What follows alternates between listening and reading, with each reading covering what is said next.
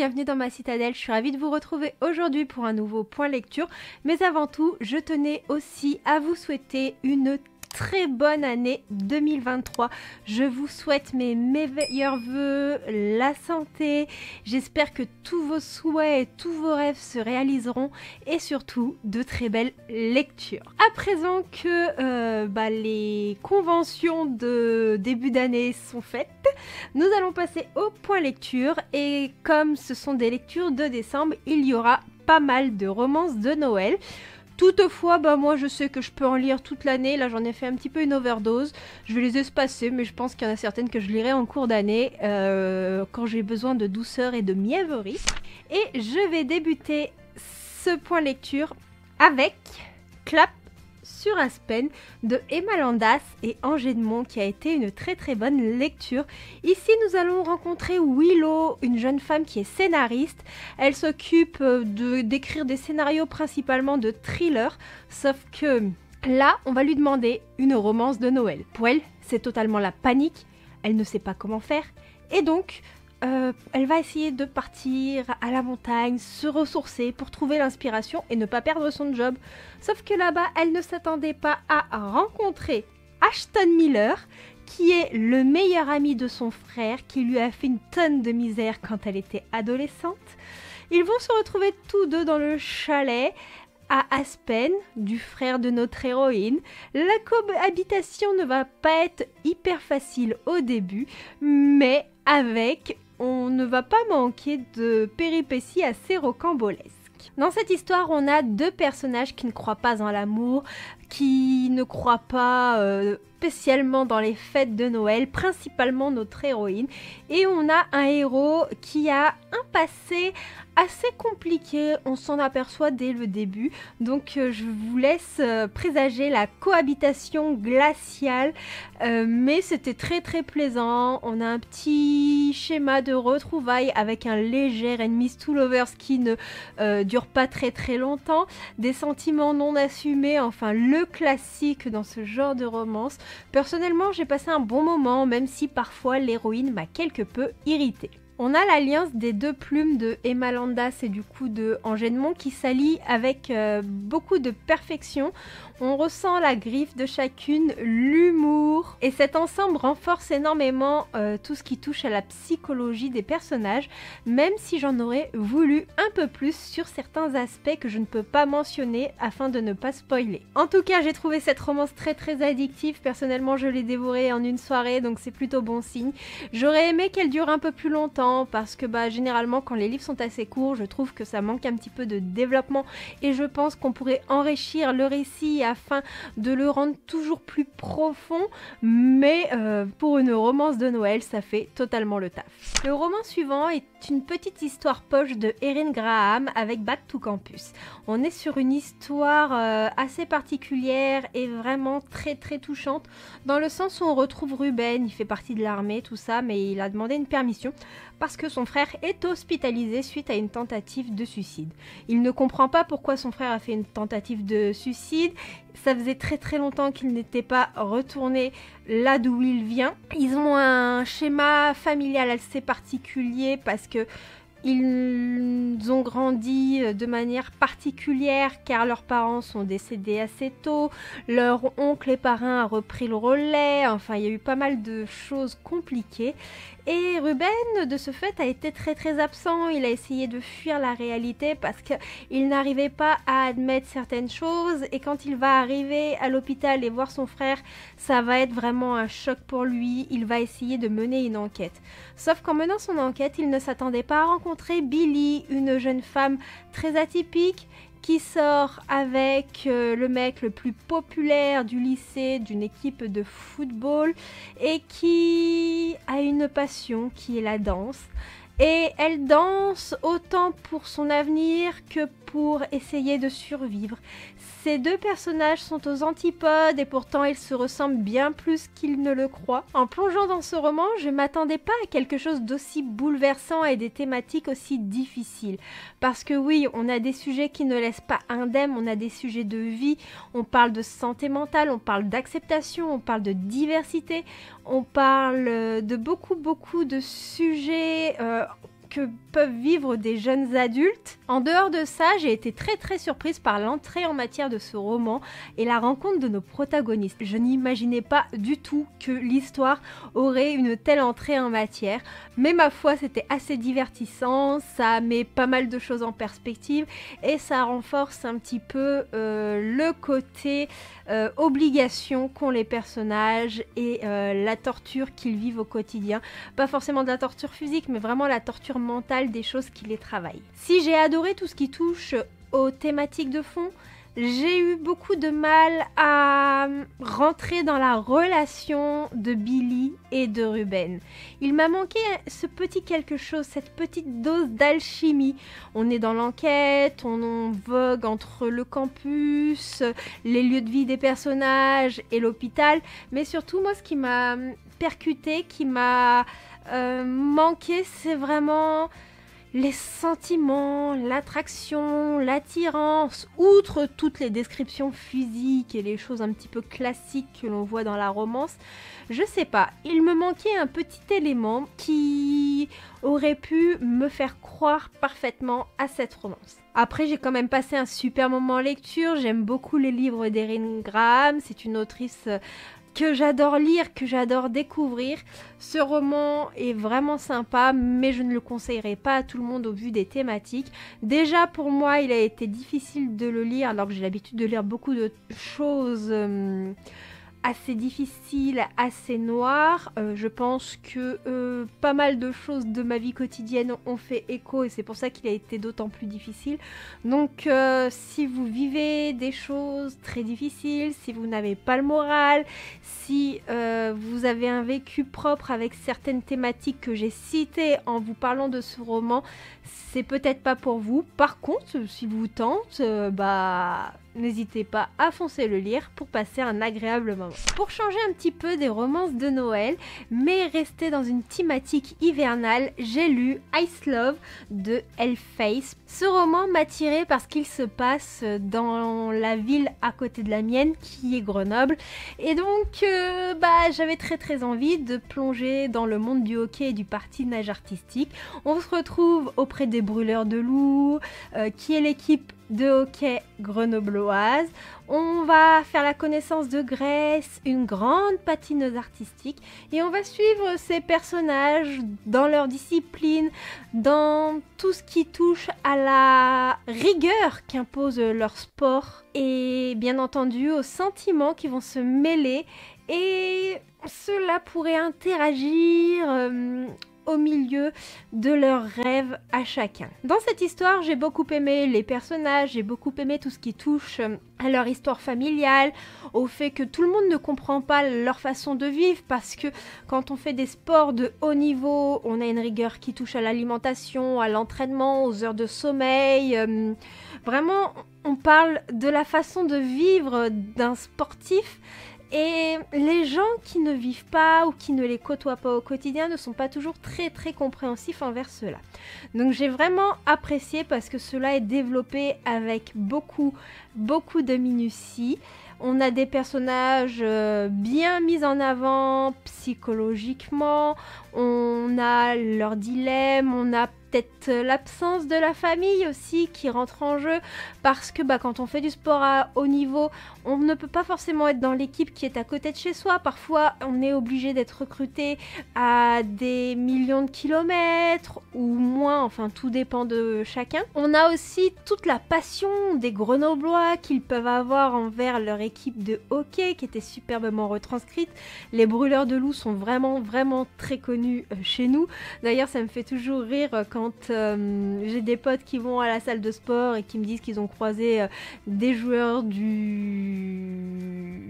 des Brûleurs de Loups ou tout simplement du FCG. Enfin voilà, c'est vraiment quelque chose d'important, et en même temps j'espérais voir un petit peu l'atmosphère grenobloise, la ville étudiante. J'espérais qu'on parle un petit peu du décor, tout simplement, reconnaître les lieux dans lesquels je vais, et cet aspect-là n'était pas forcément le mieux développé. On est vraiment concentré à l'intérieur de la patinoire, à l'intérieur de la patinoire, ça peut être n'importe quelle patinoire parce que bon bah voilà, il n'y a rien de particulier. On est concentré sur la romance et on parle un petit peu des montagnes qui entourent Grenoble, mais voilà, c'est pas forcément le sujet principal du roman. Après, j'ai adoré la romance en soi parce que entre Grace et Mason, c'est une évidence, on le voit, on le ressent, les personnages, ils ont tellement à partager, ils ont tellement à apporter l'un à l'autre, ils se complètent. J'ai trouvé leur relation très très émouvante. Un mélange d'élégance et de brutalité, un mélange de douceur et de normalité. C'était fort, c'était assez intense, c'était très très plaisant à suivre. Donc c'est une romance avec laquelle j'ai passé un très très bon moment. Je ne pense pas que ce soit le genre de romance que je relirais, mais toutefois, bah, si vous voulez vous plonger dans une romance sportive et passer un bon moment, bah, celle-ci fera le taf. J'ai lu Bubble Tea, qui est le dernier roman de Céline Nicolas, et je l'ai vraiment beaucoup aimé. C'est une romance qui se dévore, une romance pas comme les autres.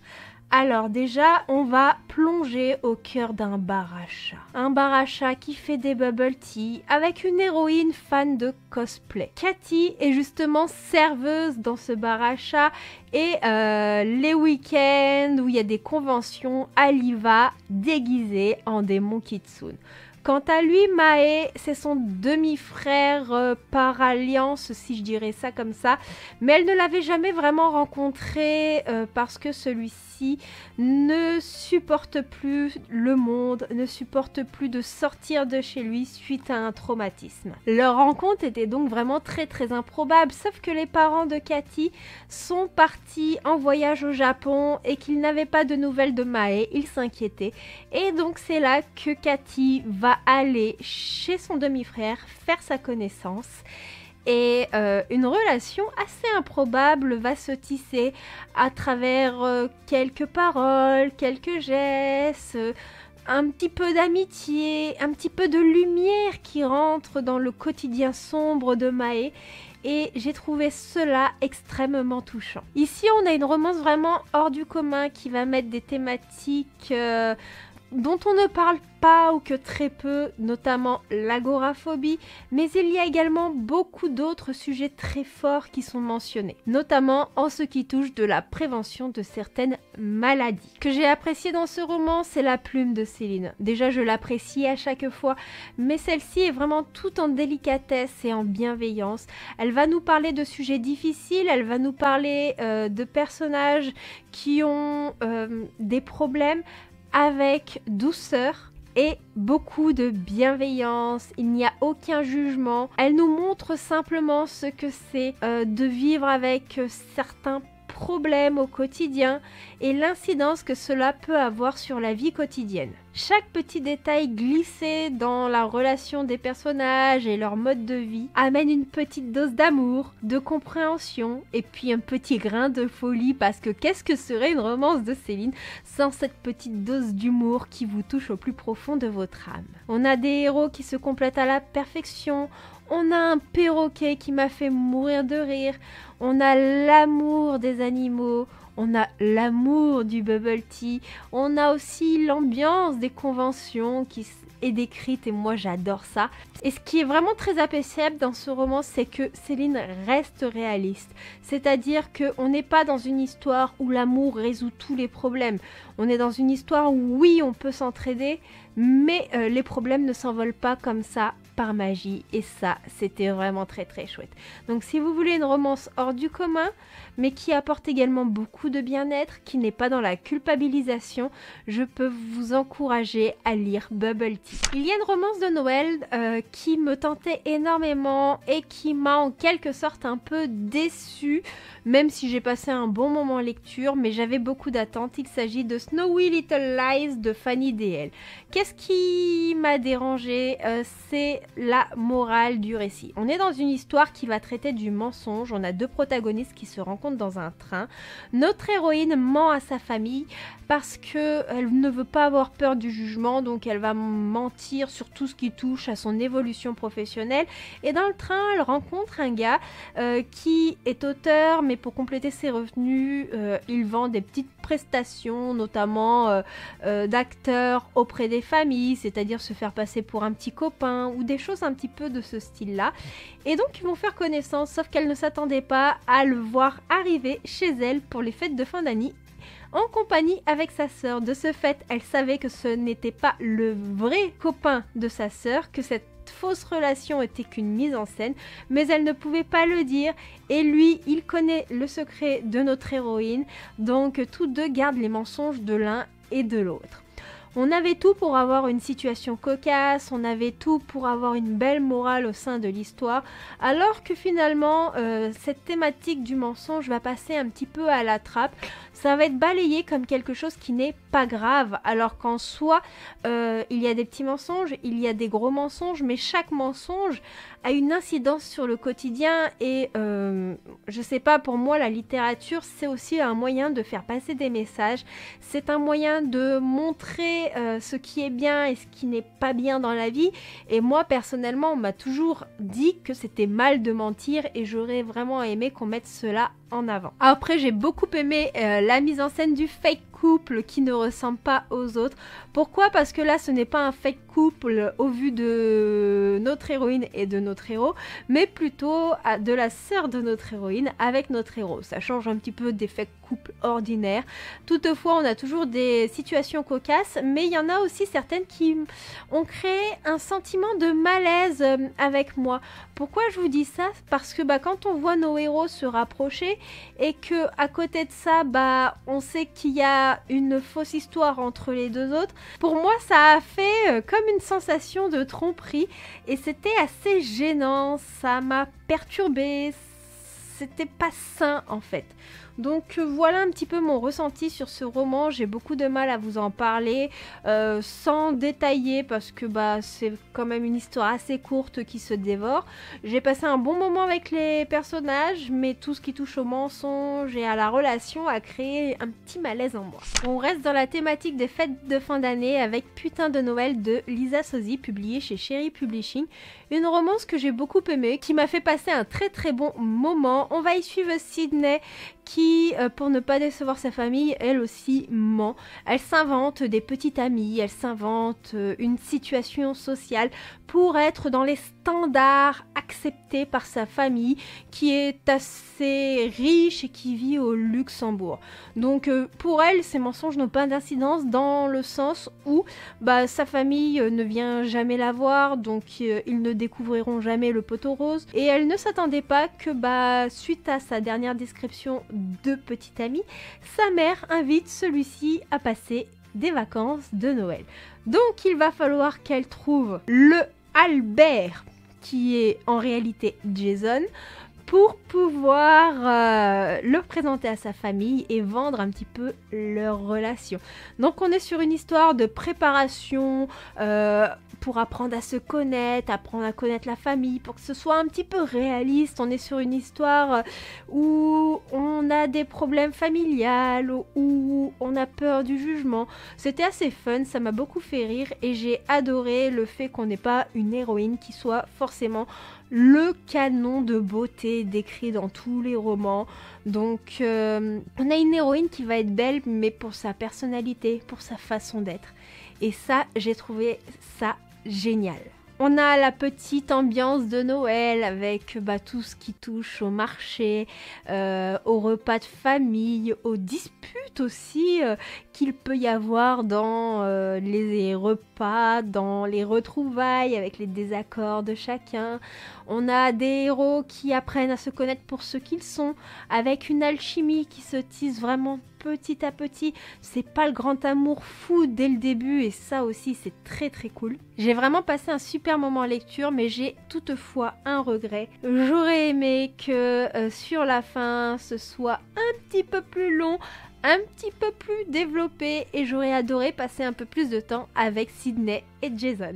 Voilà, ce sera tout pour ce point lecture. J'ai encore pas mal de lectures à vous parler, mais je pense que cette vidéo sera déjà bien assez longue, donc j'essaierai de vous en faire un peu plus régulièrement, comme je ne fais plus de vlog à la semaine. Je vous en avais parlé un petit peu sur Instagram, je ne suis pas sûre de vous en avoir parlé sur YouTube, mais disons que l'envie de faire des vlogs à la semaine n'est pas forcément là, mon quotidien n'est pas non plus un quotidien de rêve, et on va dire que au vu de tout ce qui se passe dans ma vie personnelle, il y a des choses que je n'ai pas envie de partager en ce moment. Toutefois, il y aura quand même des vlogs un petit peu centrés sur des thématiques, sur des petites choses de temps à autre, mais voilà, ce ne sera plus des vlogs récurrents. Donc de ce fait, je vais essayer de vous faire des points lecture beaucoup plus réguliers afin que vous ayez mes avis de façon pas trop éloignée. Déjà là, j'ai eu du mal à me souvenir de tous les enjeux et de tous les petits détails de ces romans, parce que ça fait quand même un petit moment que je les ai lus.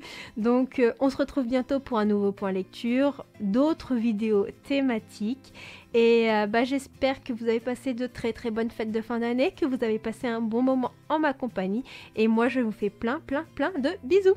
Ciao ciao.